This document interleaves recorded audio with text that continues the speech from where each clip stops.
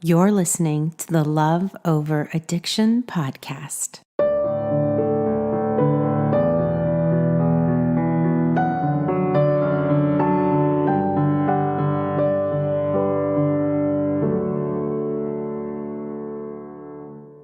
Hey, if you have been listening to this podcast in order, we are going to take a little bit of a break this week from learning about covert aggression.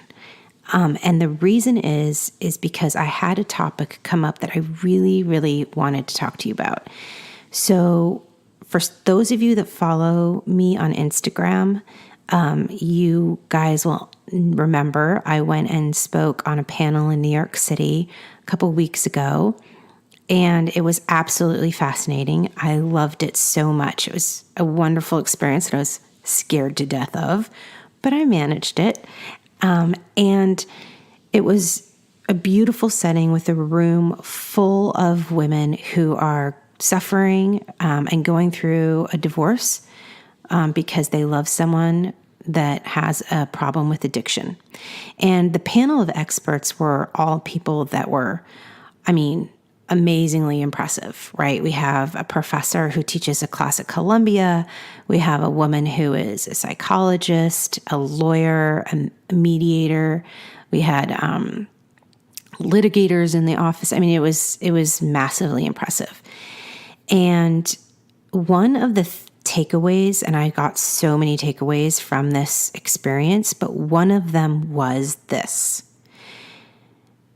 None of the experts who were absolutely brilliant people and had tons of insightful information to share with those women, none of them had experienced loving someone suffering from addiction. And so their advice was incredibly powerful. And I shared some of it in our secret Facebook group live. Here's the but. And this is the reason why I wanted to do this podcast.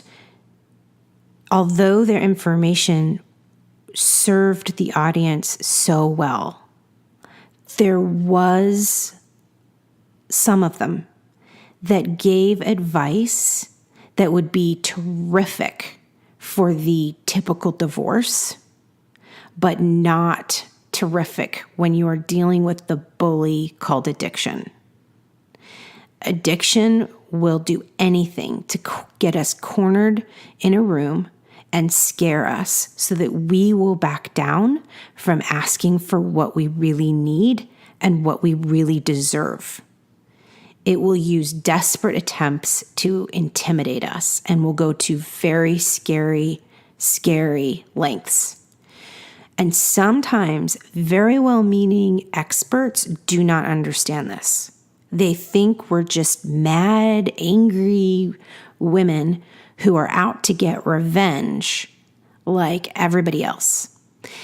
I remember when I had to get a restraining order when I was getting a divorce. And my lawyer said to me, Michelle, you are going to have to go in there and prove to the court that you need a restraining order. And this was shocking to me, you guys, because I thought, what do you mean? I'm having the courage to come forward and say I need the court to protect me. Like, that's huge. That feels incredibly scary to me. And now I have to go prove that I need this? Are there women that go in there and fake this? Like, why would that possibly be? And I remember waiting in line at the courthouse. There was literally a line to get a restraining order. And you had to go into this small little tiny room with this very nice, lovely lady who had like one lamp on. So she created a very intimate setting. It was dim. There wasn't overhead lights. And we had to wait in line to go see this lady who basically had the authority to judge our stories and either say, yes, we can walk out with a piece of paper that says basically the person we are trying to get protection from cannot come within a certain amount of feet from us, or she can say, no, your story does not sound convincing enough. you're on your own.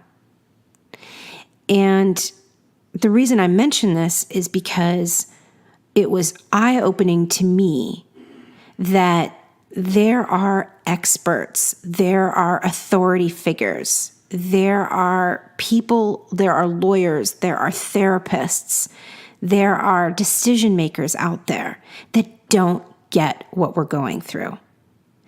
They are way too analytical about it. They're way too logical about it. They're judging us off of people that have not been in our shoes. They might be biased. There was a time where I remember going into a therapist office and it was a man, and I was telling him what was going on in my marriage. And he basically told me that it was completely normal behavior and that I just need to be more tolerant. And I remember walking out of his office and thinking, never again. Like, that's not the guy for me. And that's what I want to encourage you today with. I want to encourage you that if you are having the courage, if you have found your voice, if you've advocated for yourself and you've taken the step to go to an authority or an expert, and they do not respect your feelings, if you feel like they are not on the same page as you, it is completely okay for you to fire them. There are plenty of lawyers and mediators and litigators out there for you to choose from.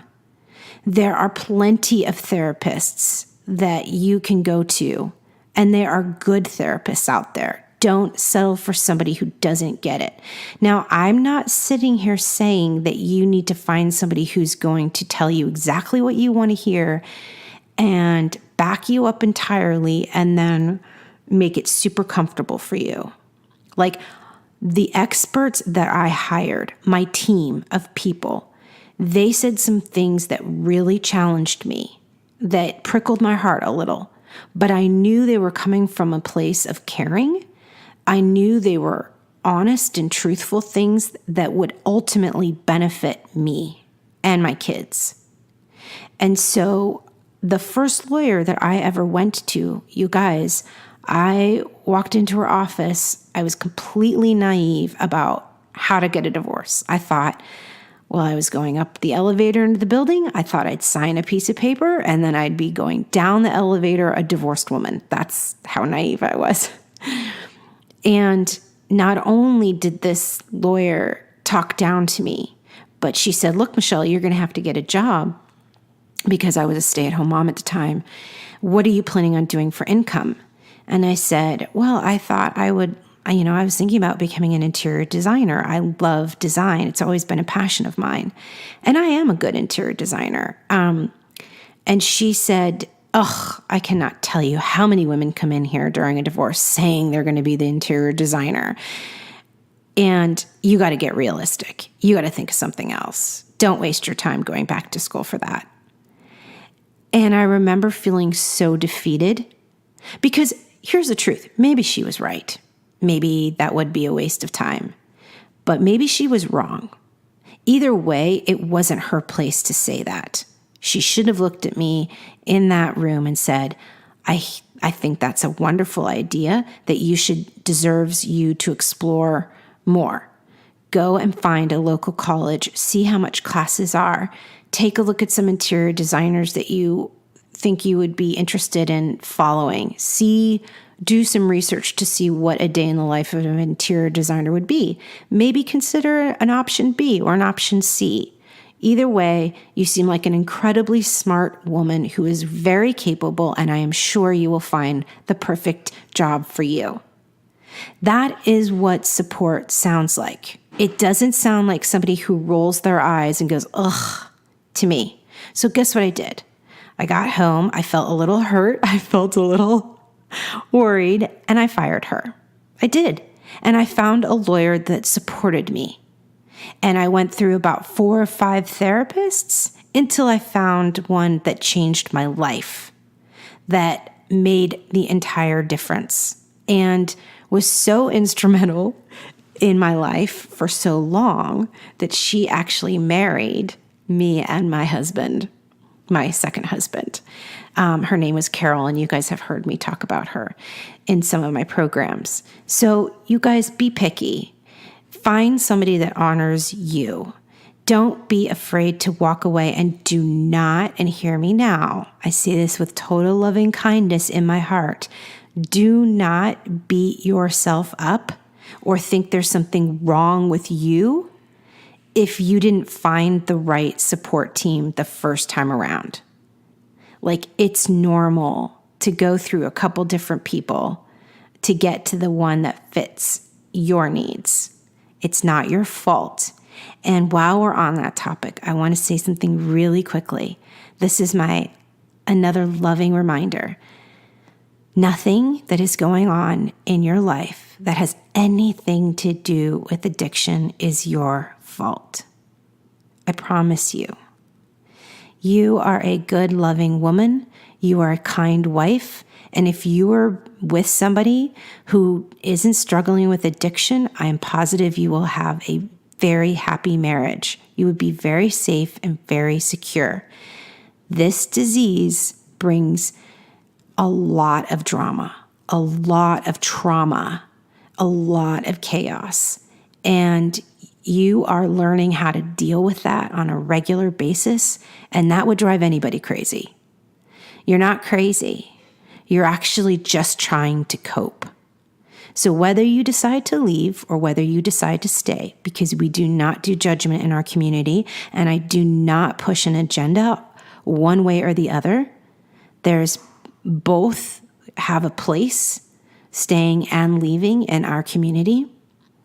But the fact is that if you decide to leave, if you decide to stay, you're going to have to do the work if you want to be happy. So keep doing the work, you guys. I believe in you. I am your greatest cheerleader, and I am here to tell you, you can do this. Set yourself some goals and follow through. Do not give up on yourself. Do not doubt yourself. You are wise. Trust your gut. Listen to your instinct. You got this. I love you, and I hope that you're in our community so I can personally talk to you in our Facebook Lives, and come on Instagram. You can follow me, or I don't know if they say follow me on Instagram, but whatever. I don't know. But you can DM me or whatever. But I love you guys, and I'm here for you every step of the way. I'll talk to you next week. Thanks for listening today. And before you go, I have just 3 quick things to share with you. Number 1, if you haven't already, we encourage you to check out our website and consider joining our Love Over Addiction program. You can read more at loveoveraddiction.com/LOA. Number 2, please leave us a review and rating on iTunes. You can go directly to iTunes or find step-by-step instructions on our website at loveoveraddiction.com/review. And the last one, number 3, it's a free guide sheet. This month, we're featuring a guide sheet all about communication when you love someone suffering from addiction. Head over to loveoveraddiction.com/communicate to get yours. Thanks again for listening, and we'll talk to you next week. This podcast is created for your support, encouragement, and entertainment with Michelle's personal thoughts and beliefs. From one woman to another, all bonded together by the fact we love someone suffering from addiction. This is not intended as a substitute for therapy or advice from a professional.